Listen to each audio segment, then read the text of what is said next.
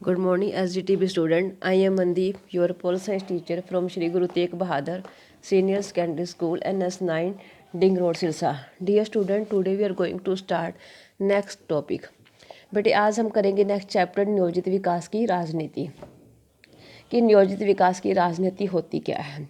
अब इसमें राजनीतिक फैसले और विकास के बारे में बता रखा है।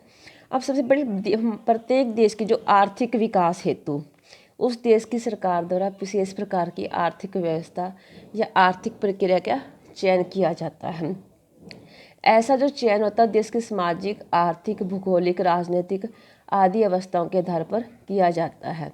अब विश्व के सभी देशों में आर्थिक विकास की प्रक्रिया क्या है, एक जैसी नहीं हो सकती, क्योंकि प्रत्येक देश की अवस्था उस देश की आर्थिक प्रक्रिया को निर्धारित करने में महत्वपूर्ण भूमिका निभाती है।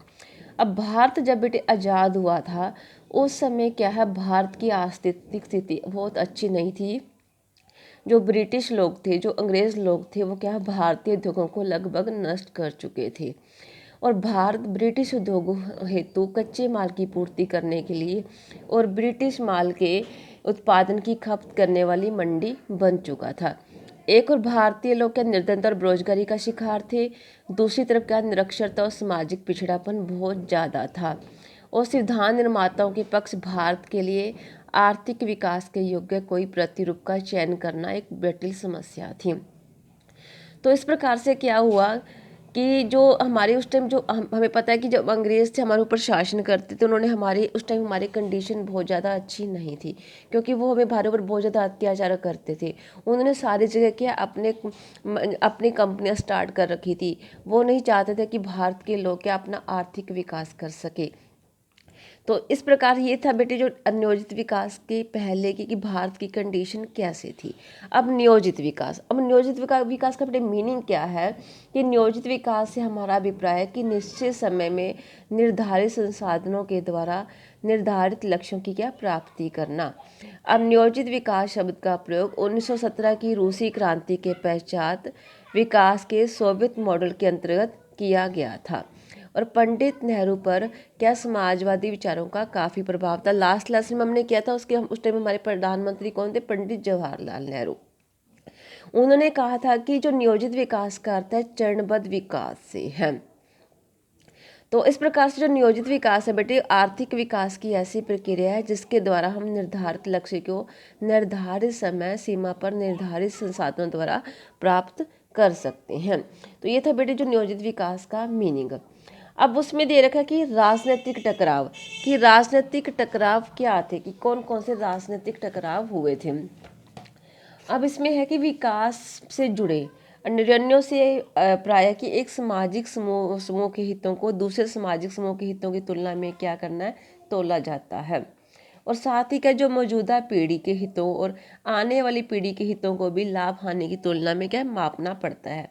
अब किसी भी लोकतंत्र में ऐसे फैसले क्या जनता द्वारा लिए जाने चाहिए और कम से कम इन फैसलों पर विशेषज्ञों की स्वीकृति की मोहर जरूर होनी चाहिए। अब देश की स्वतंत्रता के उपरांत कोई एकल फैसला नहीं लिया जा सकता था। सारे के सारे फैसले आपस में आर्थिक विकास के मॉडल कहें या एक मतलब विजन से बंधे हुए थे। लगभग सभी इस बात पर सहमत है कि भारत के विकास का अर्थ आर्थिक समृद्धि और आर्थिक सामाजिक न्याय दोनों से है। तो इस बात पर सहमति थी कि इस मामले को क्या करना चाहिए, हमें व्यवसायी, उद्योगपतियों, किसानों के भरोसे नहीं छोड़ा जा सकता। सरकार को इस मसले में प्रमुख भूमिका निभानी थी। तो इस प्रकार से इसमें खनन कार्य, पर्यावरण और अर्थशास्त्र के विशेषज्ञों की राय जानना भी क्या महत्वपूर्ण था। लेकिन जो उनका अंतिम निर्णय निश्चित तौर पर राजनीतिक निर्णय होना चाहिए। जनप्रतिनिधि थे क्या जनता की भावनाओं को समझते थे और प्रतिनिधियों को ऐसे ही फैसले लेने चाहिए थे। तो इस प्रकार से बेटे जो हमारे इस प्रकार से क्या राजनीतिक टकराव क्या चलता रहता है। अब देश में क्या है कि आर्थिक समृद्धि और सामाजिक न्याय भी सभी में को मिले, इसमें क्या सरकार को अधिक से अधिक क्या भूमिका निभानी चाहिए। इस सवाल पर काफ़ी मतभेद थे।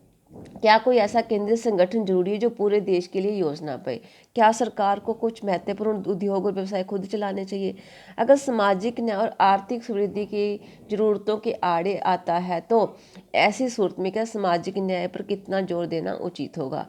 इनमें से क्या प्रत्येक सवाल पर टकराव हुए जो आज तक जारी है। क्या कहते हैं कि इन चीज़ों पर क्या टकराव होते रहे जो कि अभी तक वो टकराव चल रहे हैं। तो आज के लिए बेटी आप यही करोगे। आपको मैंने बताया कि नियोजित विकास होता है क्या, इसकी अर्थ क्या और राजनीतिक टकराव क्या है। नेक्स्ट टॉपिक नेक्स्ट वीडियो में करेंगे। थैंक्स बेटी, हैव ए नाइस डे।